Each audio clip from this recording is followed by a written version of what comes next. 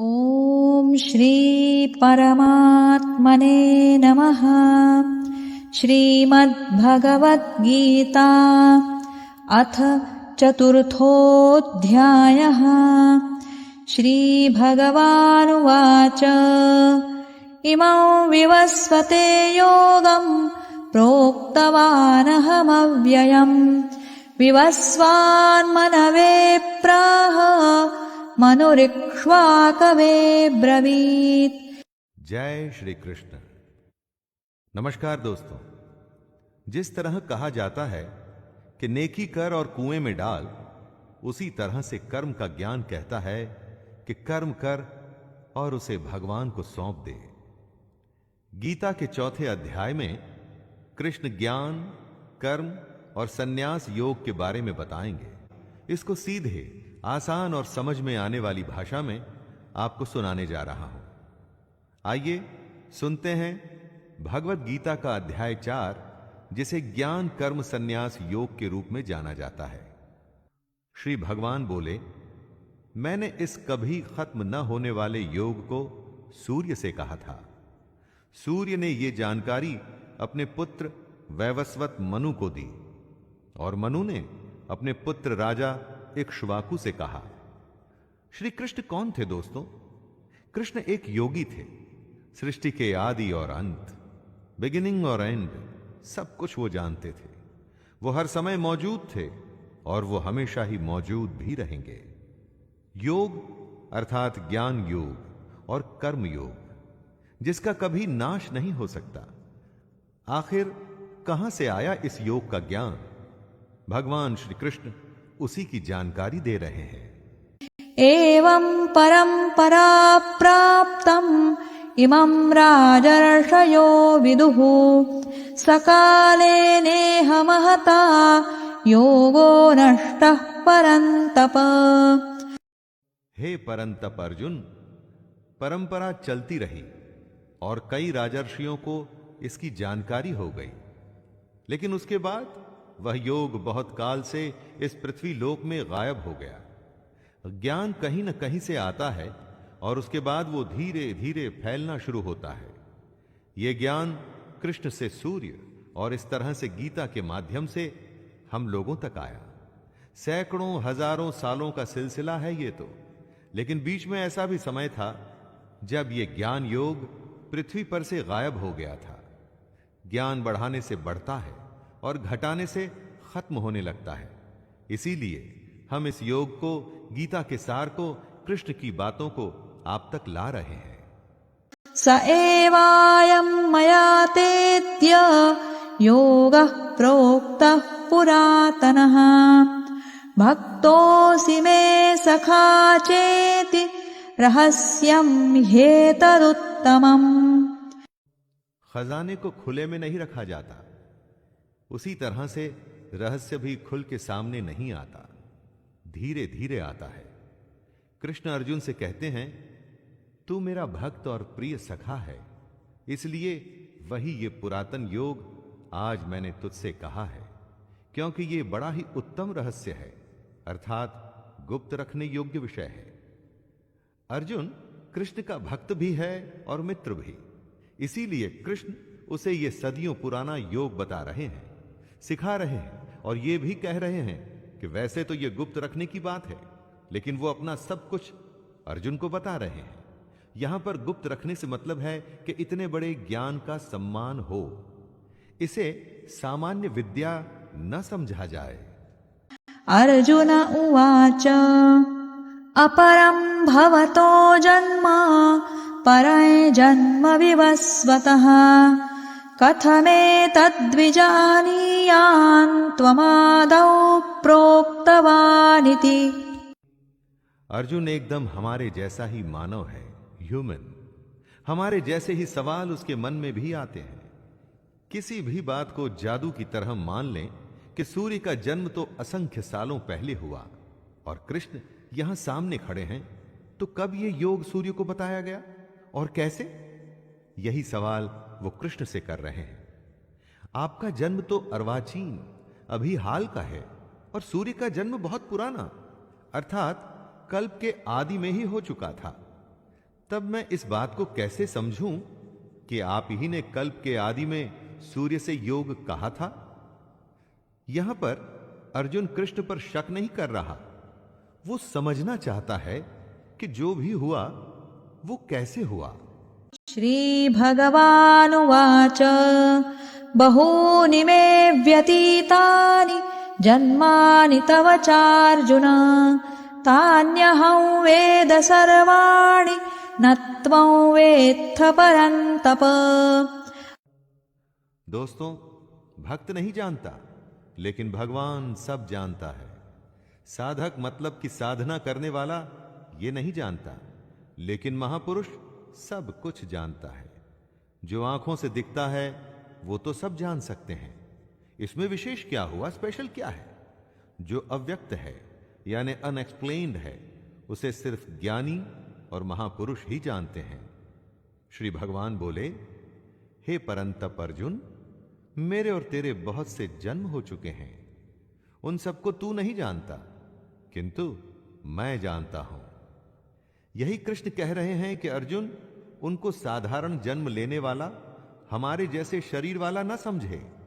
दोस्तों, ये बात हमारे लिए भी आवश्यक है कि कृष्ण को हम कैसे और क्या समझें। अजोऽपि सन्नव्ययात्मा भूतानामीश्वरोऽपि सन् प्रकृतिं स्वामधिष्ठाय संभवाम्यात्ममायया। कृष्ण अपने रूप, अपने अस्तित्व को समझाते हुए कह रहे हैं, मैं अजन्मा हूं, यानी मेरा कभी जन्म नहीं हुआ। मैं अविनाशी हूं, अर्थात मेरा कभी नाश नहीं हो सकता। मैं समस्त प्राणियों का ईश्वर होते हुए भी अपनी प्रकृति को अधीन करके अपनी योग माया से प्रकट होता हूं। जिसका जन्म होता है उसकी मृत्यु निश्चित है। तो जिसे अर्जुन देख रहा था वो क्या था? क्योंकि वो तो कभी जन्मे ही नहीं। तो कृष्ण की एग्जिस्टेंस क्या थी? वो थी कृष्ण की योग माया। अपनी माया से कृष्ण ने खुद को ही प्रकट किया था। मनुष्यों में वो मनुष्यों जैसे आए थे ताकि हम सब के बीच हमारे जैसे जीवन जी सकें। यदा यदा हि धर्मस्य ग्लानिर्भवति भारत अभ्युत्थानमधर्मस्य तदात्मानं सृजाम्यहम्। हे भारत, जब जब धर्म की हानि होती है, अधर्म बढ़ जाता है, तब तब ही मैं अपने रूप को रचता हूं और इस दुनिया के सामने प्रकट होता हूं। हर काल में धर्म का नाश होता है, यानी कि अधर्म, करप्शन, पाप बढ़ने लगता है। तब किसी न किसी की जरूरत पड़ती है दोस्तों, जो आए और सब कुछ ठीक करे। जब जब धर्म खतरे में आता है, तब तब कृष्ण अपना एक रूप रचते हैं और हमारे बीच में प्रस्तुत होते हैं, प्रकट होते हैं। और इसी प्रकट होने को ही अवतार कहते हैं। हर युग में आपको एक अवतार की कहानी मिलेगी जो धर्म की स्थापना के लिए धरती पर जन्म लेता है। परित्राणाय साधूनां विनाशाय च दुष्कृतां धर्म संस्थापनार्थाय संभवामि युगे युगे। धर्म को फिर से स्थापित करने के लिए हर युग में कृष्ण अवतार लेते हैं। लेकिन क्या है ये धर्म की स्थापना? कृष्ण कहते हैं, साधु पुरुषों का उद्धार करने के लिए, पाप कर्म करने वालों का विनाश करने के लिए और धर्म की अच्छी तरह से स्थापना करने के लिए मैं युग युग में प्रकट हुआ करता हूं। साधु का उद्धार यानी भला और पापियों को खत्म करना ही धर्म की रक्षा करना है। आपको लगता होगा दोस्तों कि आज की इस दुनिया में बिना बेईमानी के जीना संभव ही नहीं, क्योंकि हर कोई तो पाप करने पर उतारू है। सच्चाई की राह छोड़ के गलत काम करना ही अधर्म है और कृष्ण अधर्म को खत्म करते हैं। जन्म कर्म च मे दिव्यम् एवं यो वेत्ति तत्त्वतः त्यक्त्वा देहं पुनर्जन्म नैति मामेति सोऽर्जुन। कृष्ण कहते हैं कि उनका जन्म अलौकिक है, यानी इस लोक का नहीं। जैसे हम सबका जन्म होता है वैसे कृष्ण का जन्म नहीं हुआ। जो ये बात समझ लेता है वो शरीर को त्याग कर फिर जन्म को प्राप्त नहीं होता, बल्कि वो सीधे कृष्ण को ही प्राप्त होता है। मनुष्य के जन्म का एक तरीका है, हम वो ही समझ सकते हैं, लेकिन कृष्ण, उनका जन्म दिव्य और अलौकिक होता है, डिवाइन और इस दुनिया से अलग। इसीलिए उनके अस्तित्व को आसानी से नहीं समझा जा सकता। लेकिन जो भी कोई इस बात को समझ जाता है वो भी जन्म और मृत्यु के चक्कर से निकल सीधा कृष्ण को ही प्राप्त होता है। ज्ञान की बात है तो आसानी से कैसे समझ में आएगी दोस्तों, और अगर समझ आ गई तो फिर किसी ज्ञान की जरूरत ही नहीं रहेगी। वीतराग भय क्रोधा मन्मया मामुपाश्रिताः बहवो ज्ञान तपसा पूता मद्भावमागताः। जिनमें मोह, गुस्सा और डर खत्म हो चुका है, जो कृष्ण से प्रेम करते हैं, जो कृष्ण के भक्त हैं, उनके कहे ज्ञान पर सच्चे मन से चलते हैं, वो कृष्ण को ही प्राप्त हो जाते हैं। जिन्होंने अपने अंदर के मोह, गुस्से या डर जैसे भावों को खत्म कर दिया है, यानी कि अपनी इंद्रियों को वश में कर लिए हैं और खुद को जो कृष्ण को सौंप चुके हैं, उन्हें भगवान की प्राप्ति हो चुकी है, उन्हें मोक्ष मिल चुका है। इस दुनिया में रह के उस दुनिया की बात आप समझेंगे कैसे दोस्तों? अगर उसकी माया समझनी है तो पहले अपनी फीलिंग्स और अपनी इंद्रियों को कंट्रोल करिए। ये यथा मां प्रपद्यन्ते तांस्तथैव भजाम्यहम् मम वर्त्मानुवर्तन्ते मनुष्याः पार्थ सर्वशः। हे अर्जुन, जो भक्त मुझे जिस प्रकार भजते हैं मैं भी उनको उसी प्रकार भजता हूं, क्योंकि सभी मनुष्य मेरे ही बताए रास्ते पर चलते हैं। दोस्तों, कृष्ण यहां पर कितनी बड़ी बात कह रहे हैं। जो उनको भजते हैं, कृष्ण वापस से उनको उसी प्रकार भजते हैं। कहने का अर्थ है कि जो कृष्ण के स्वरूप को, उनके ज्ञान को और उनकी कही बातों को अच्छे से समझ जाता है, वो एक तरह से कृष्ण में मिल जाता है। यहां भजने से मतलब पूजा पाठ या आरती मत समझ लीजिएगा दोस्तों। सच्चे अर्थों में भगवान को भजने का मतलब है उसकी कही बातों पे चलना। काङ्क्षन्तः कर्मणां सिद्धिं यजन्त इह देवताः क्षिप्रं हि मानुषे लोके सिद्धिर्भवति कर्मजा। कृष्ण कहते हैं, इस दुनिया में जिनको अपने कर्मों का फल चाहिए होता है वो देवताओं का पूजन किया करते हैं, क्योंकि उन्हें कर्मों से पैदा होने वाली सिद्धि जल्दी मिल जाती है। जो लोग कृष्ण के कहे अनुसार कर्म करते हैं और साथ में देवताओं की पूजा करते हैं, उन्हें उनके कर्मों के फल जल्दी मिल जाते हैं। सच्चे मन से सिर्फ कर्म करना, कर्म करते हुए फल की ही नहीं, देवता और ईश्वर को भी याद रखना, ऐसे करने पर फल जल्दी मिलता है। कर्म किया है तो फल तो आएगा ही, चाहे अच्छा या बुरा। लेकिन अगर कर्म करते हुए मन में भगवान है तो फल अवश्य अच्छा और जल्द आएगा। चातुर्वर्ण्यं मया सृष्टं गुणकर्म विभागशः तस्य कर्तारमपि मां विद्य कर्तारमव्ययम्। यहां कृष्ण हमारे समाज की सबसे बड़ी सच्चाई जो हम भूल चुके हैं उसके बारे में बता रहे हैं। ब्राह्मण, क्षत्रिय, वैश्य और शूद्र, इन 4 वर्णों का समूह गुण और कर्मों के विभाग पूर्वक मेरे द्वारा रचा गया है। इस प्रकार उस सृष्टि रचनादि कर्म का कर्ता होने पर भी मुझ अविनाशी परमेश्वर को तू वास्तव में अकर्ता ही जान। जिसे हम जात या जाति कहते हैं, वो आपके गुण और कर्म पर निर्भर करती है दोस्तों, जन्म पर नहीं। हो सकता है कि आपका जन्म एक अच्छे घर में हुआ हो, आपके माता और पिता अच्छे इंसान हो, लेकिन अगर आप धूर्त हैं, झूठ बोलते हैं या गलत काम करते हैं, तो क्या आपको भी सच्चा और अच्छा कहा जाएगा? ना, कभी नहीं। न मां कर्माणि लिम्पन्ति न मे कर्मफले स्पृहा इति मायोऽभिजानाति कर्मभिर्न स बध्यते। कर्म करना है लेकिन उसमें बंधना नहीं, ये कॉम्प्लिकेटेड है दोस्तों, इसलिए जरा ध्यान दे के सुनिएगा।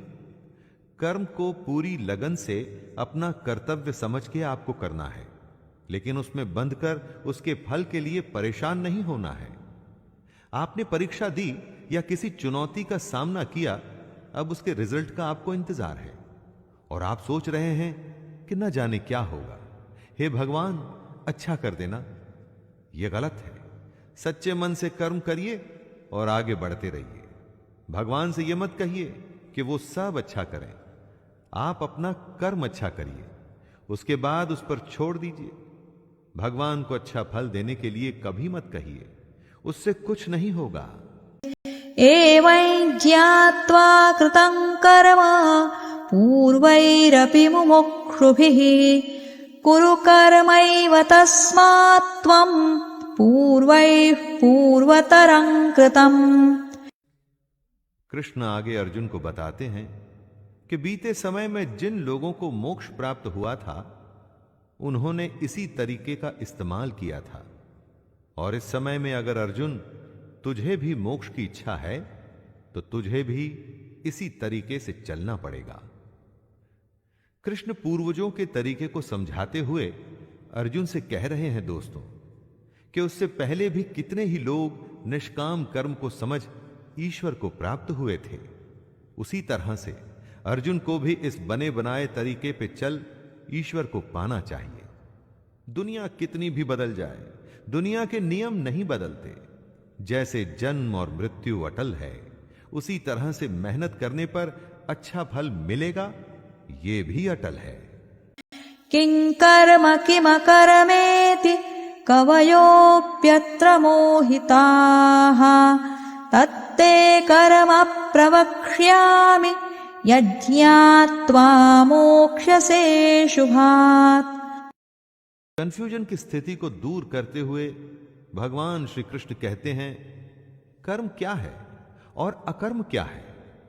इस प्रकार इसका निर्णय करने में बुद्धिमान पुरुष भी मोहित हो जाते हैं।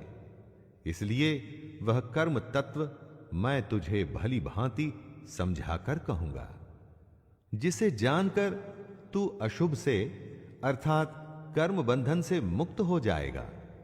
आखिर कर्म होता क्या है? कुछ भी करने को क्या कर्म कहते हैं?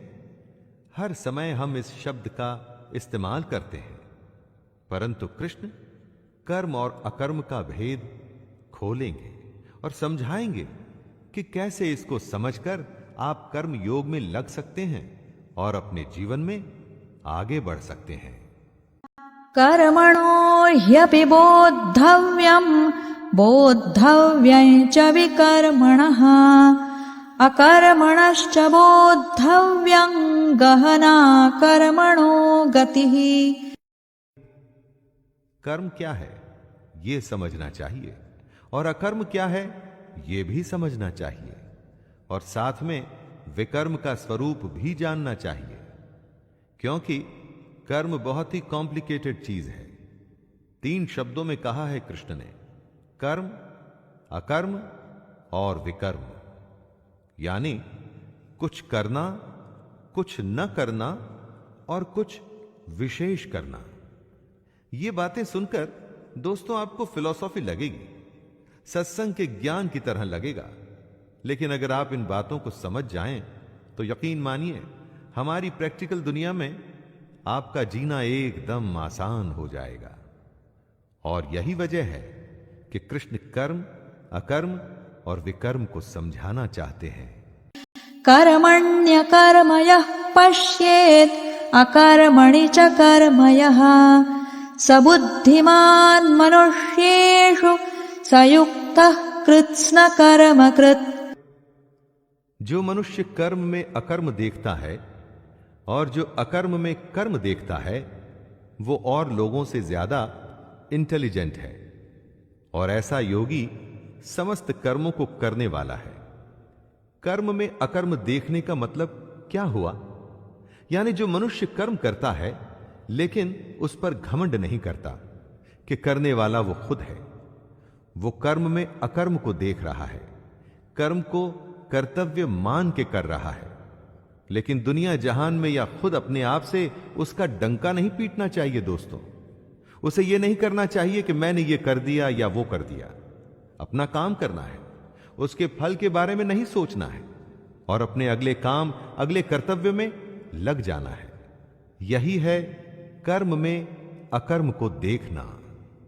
यस्य सर्वे समारंभाः काम संकल्प वर्जिताः ज्ञानाग्निदग्ध कर्माणं तमाहुः पंडितं बुधाः। कृष्ण कर्म को आगे समझाते हुए कहते हैं, जिसके शास्त्रों द्वारा ठीक बताए गए कर्म बिना कामना और संकल्प के होते हैं तथा जिसके सारे कर्म ज्ञान रूप अग्नि द्वारा भस्म हो गए हैं, उस महापुरुष को ज्ञानी जन भी पंडित कहते हैं। दोस्तों, सीधी भाषा में इसे यूं समझिए कि कर्म करना है और उसे भूल जाना है। लेकिन कौन सा कर्म? शास्त्र सम्मत। जी हां, शास्त्र सम्मत। जिस कर्म को शास्त्र ठीक बताएं, शास्त्र कौन से कर्म को ठीक बताएंगे? जिसमें धर्म का पालन है, जिसमें आपके कर्तव्य, आपकी रिस्पॉन्सिबिलिटी पूरी होती है। किसी भी काम को अपने स्वार्थ के चलते आप अच्छा या बुरा कह सकते हैं, लेकिन सही कर्म वही है जो शास्त्र सम्मत है। त्यक्त्वा कर्म फलासंगं नित्य तृप्तो निराश्रयः कर्मण्यभिप्रवृत्तोऽपि नैव किंचित् करोति सः।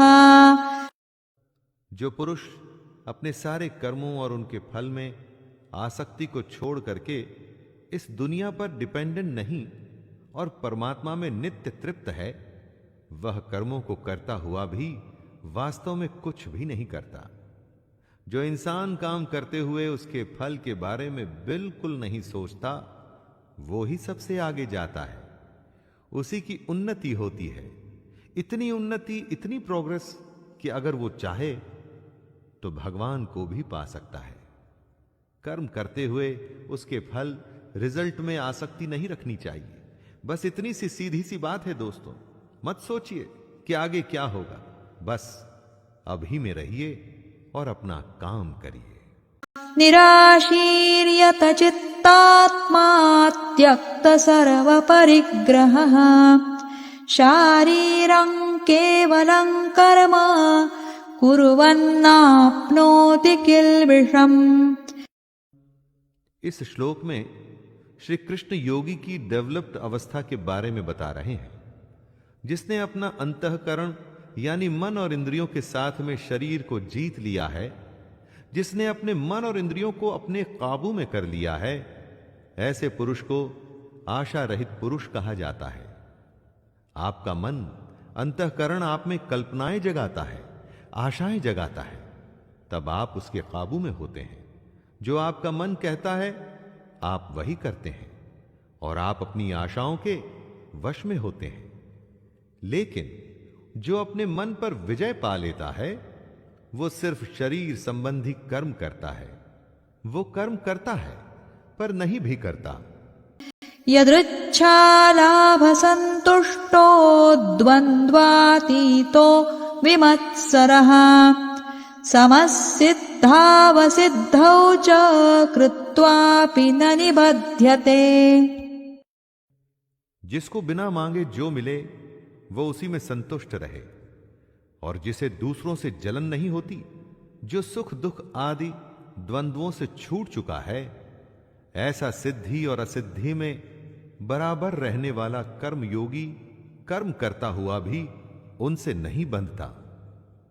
कर्म योगी की डेफिनेशन को समझाते हुए कृष्ण बता रहे हैं कि योगी को जो भी बिना इच्छा के मिल जाता है वो उसी में संतुष्ट रहता है। जो किसी से जलन नहीं रखता कि उसके पास मेरे से ज्यादा पैसा या शोहरत या नाम है, जो हार या जीत, सुख और दुख इन सब में एक जैसा महसूस करता है, वही असली कर्म योगी है। गतसंगस्य मुक्तस्य ज्ञानावस्थितचेतसः यज्ञायाचरतः कर्म समग्रं प्रविलीयते। कर्म योगी अपनी इच्छाओं पे विजय पा अपने लगाव को खत्म करता है। उसे अपनी देह पर भी घमंड नहीं रहता कि मैं इतना ताकतवर या सुंदर हूं। वो अपने मन में ममता या मोह को नहीं आने देता। ऐसे योगियों के मन में सिर्फ परमात्मा का ज्ञान होता है। उसी ज्ञान पे चलते हुए ये अपना कर्म यज्ञ की तरह करते हैं और इतना कठोर नियंत्रण होने की वजह से ही ये लोग मोक्ष को समझ उसको प्राप्त करते हैं। ऐसा करना आसान नहीं होता दोस्तों, लेकिन ऐसा भी नहीं कि यह असंभव है।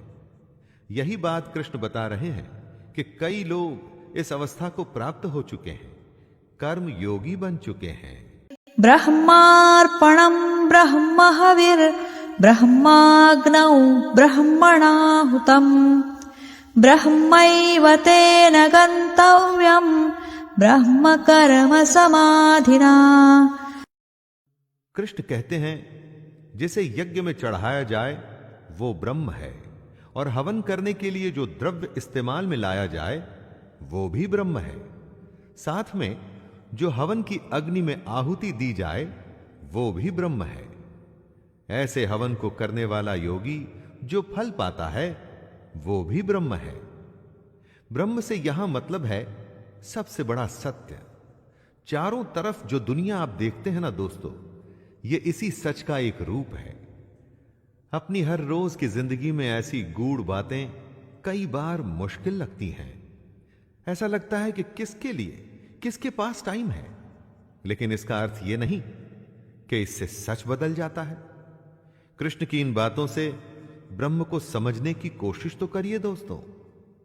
दैवमेवापरे यज्ञं योगिनः पर्युपासते ब्रह्माग्नावपरे यज्ञं यज्ञेनैवोपजुह्वति।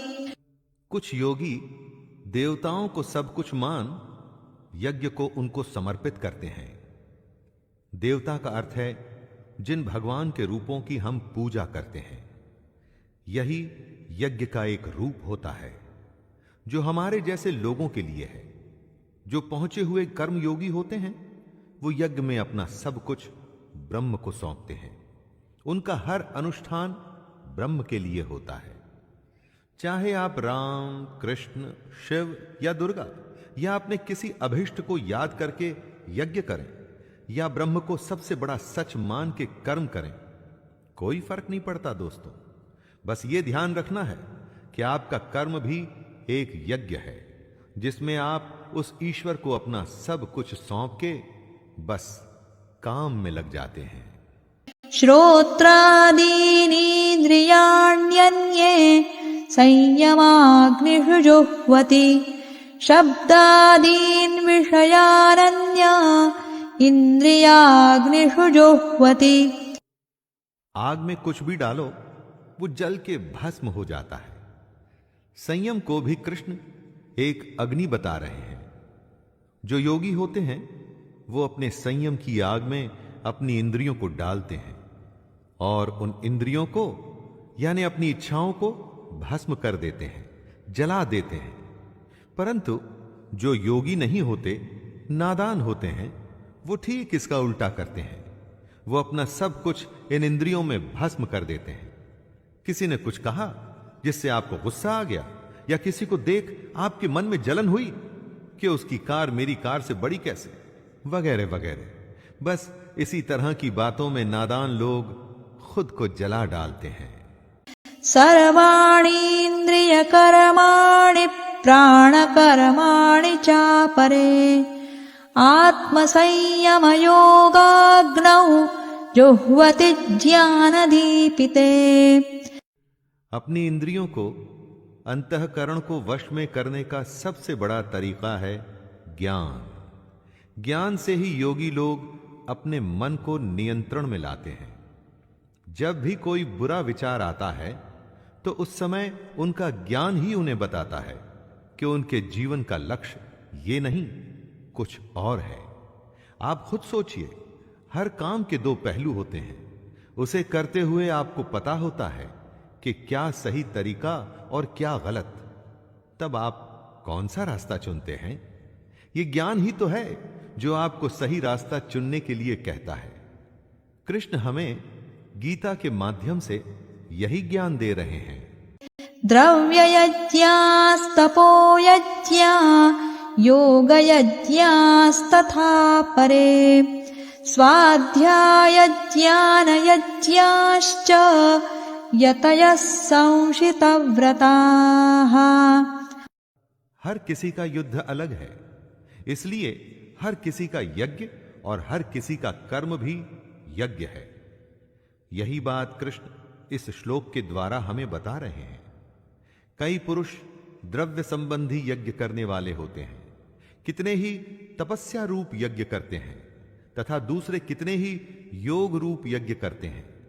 कितने ही अहिंसादि तीक्ष्ण व्रतों से युक्त यत्नशील पुरुष स्वाध्याय रूप ज्ञान यज्ञ करने वाले होते हैं।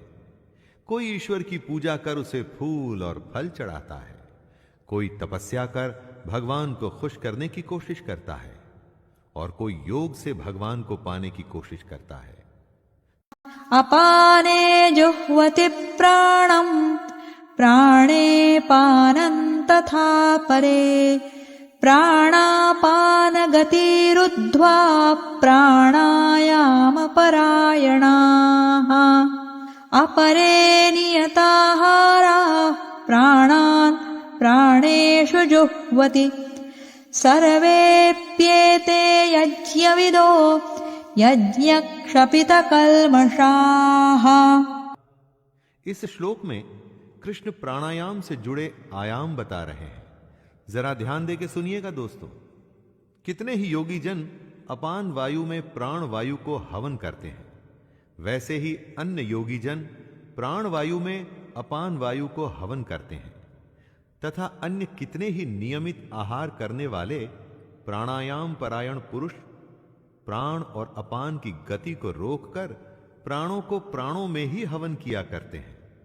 ये सभी साधक यज्ञों द्वारा पापों का नाश कर देने वाले और यज्ञों को जानने वाले हैं।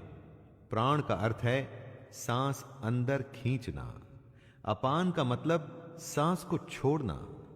कौन कितना पहुंचा हुआ योगी है उसकी अलग अलग अवस्था होती है। बहुत से योगी अपनी सांसों के आने जाने पर पूरा कंट्रोल रखते हैं, परंतु हम में से ज्यादातर ऐसा नहीं कर पाते। हमारी सांसें तो मजबूरी में चलती हैं, क्योंकि नहीं चली तो हम मर जाएंगे। लेकिन योगियों के साथ ऐसा नहीं होता। प्राणायाम से हम अपने पर संयम करने में सफल होते हैं, और यही बात कृष्ण हमें बता रहे हैं। यज्ञशिष्टामृतभुजो यान्ति ब्रह्म सनातनम् नायल्लोकोऽस्त्ययज्ञस्य कुतोऽन्यः कुरु सत्तम। यज्ञ की महिमा का बखान करते हुए कृष्ण कहते हैं, हे कुरुश्रेष्ठ अर्जुन, यज्ञ से बचे हुए अमृत का अनुभव करने वाले योगी जन सनातन पर ब्रह्म परमात्मा को प्राप्त होते हैं, और यज्ञ न करने वाले पुरुष के लिए तो ये मनुष्य लोक भी सुखदायक नहीं है। फिर परलोक कैसे सुखदायक हो सकता है? यज्ञ करने के बाद जो बचता है उसे कृष्ण अमृत बता रहे हैं, और यह अमृत सीधे भगवान तक ले जाता है। दोस्तों, यज्ञ को आप कर्म भी समझ सकते हैं। कर्म करने के बाद जो भी उसका फल हो उसे भगवान का आशीर्वाद समझ उसमें संतुष्ट होकर अपने अगले कर्म में लग जाना चाहिए। एवं बहुविधा यज्ञा वितता ब्रह्मणो मुखे कर्मजान् विद्धितान् सर्वान् एवं ज्ञात्वा विमोक्ष्यसे। कृष्ण आगे कहते हैं, कितने ही तरह के यज्ञ वेद की वाणी में बताए गए हैं। उन सबको तू मन, इंद्रिय और शरीर की क्रिया द्वारा संपन्न होने वाले जान। इस प्रकार इन यज्ञों का मूल तत्व, इनकी रियलिटी जानकर उनके अनुष्ठान द्वारा तू कर्म बंधन से हमेशा के लिए मुक्त हो जाएगा। कितने ही यज्ञ वेदों में बताए गए हैं और कई यज्ञों के बारे में श्री कृष्ण ने भी बताया, जैसे अपने पर संयम रख इंद्रियों को वश में करना, यज्ञ में देवताओं को अर्पण करना, सांसों को नियम में रख प्राणायाम करना। ये सारे यज्ञ ही तो हैं। ये यज्ञ अगर हम सच्चे मन से करेंगे तो इस जन्म और मृत्यु के चक्कर से हमेशा के लिए निकल सकते हैं। श्रेयान् द्रव्यमयाद्यज्ञा ज्ञानयज्ञः परन्तप सर्वं कर्माखिलं पार्थ ज्ञाने परिसमाप्यते। हे परंतप अर्जुन, आहुति चढ़ाकर किए गए यज्ञ से अच्छा ज्ञान यज्ञ होता है।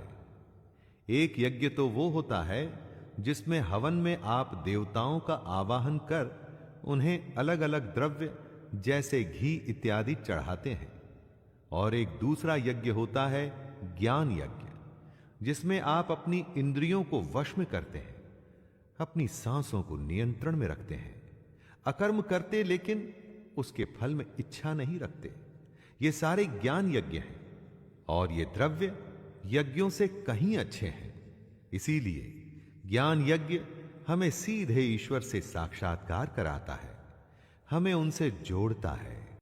तद्विद्धि प्रणिपातेन परिप्रश्नेन सेवया उपदेक्षन्ति ते ज्ञानं ज्ञानिनस्तत्त्वदर्शिनः। अर्जुन तो खुद भगवान के सामने था, लेकिन हम सब तो नहीं है दोस्तों। अगर ये ज्ञान हमें समझ नहीं आ रहा तो हम तत्वदर्शी ज्ञानी महापुरुष के पास जाके इस ज्ञान को या ब्रह्म को समझने की कोशिश कर सकते हैं। अगर ज्ञान हमें जरूरी ही नहीं लगेगा तो हम बस अपनी जिंदगी को बिना कुछ जाने जीते ही चले जाएंगे। कृष्ण अर्जुन के माध्यम से हम सबको कुछ बता रहे हैं। ज्ञान को तू तत्वदर्शी ज्ञानियों के पास जाकर समझ।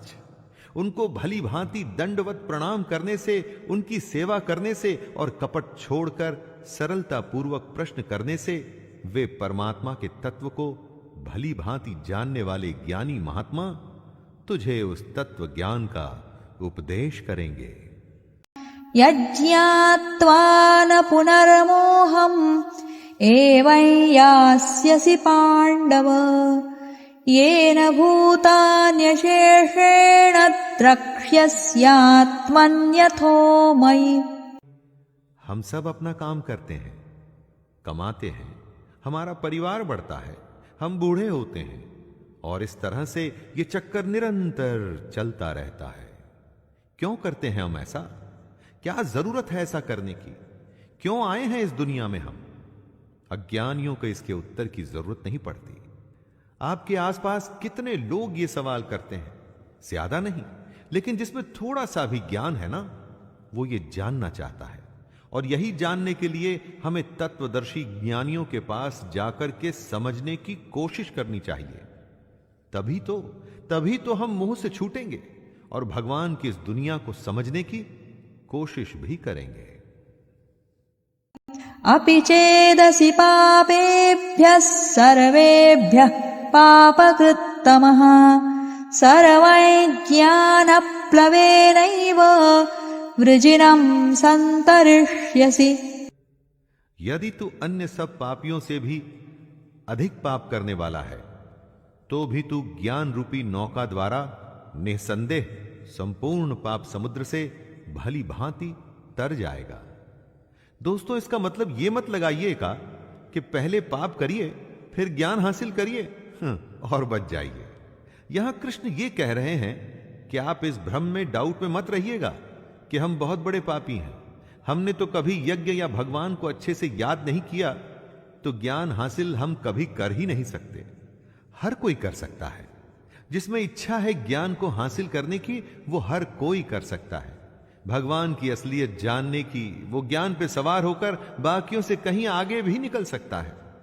तो देर किस बात की दोस्तों, आइए प्रारंभ करें।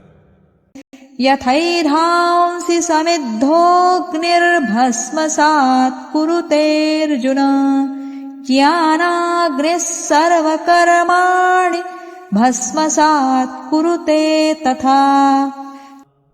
हे अर्जुन, जैसे जलती हुई आग में ईंधन जलकर खत्म हो जाता है, वैसे ही ज्ञान रूप अग्नि हमारे सारे कर्मों को भस्ममय कर देती है। ईंधन को जब आप आग में डालते हैं तो ईंधन बचता नहीं, सब आग बन जाता है।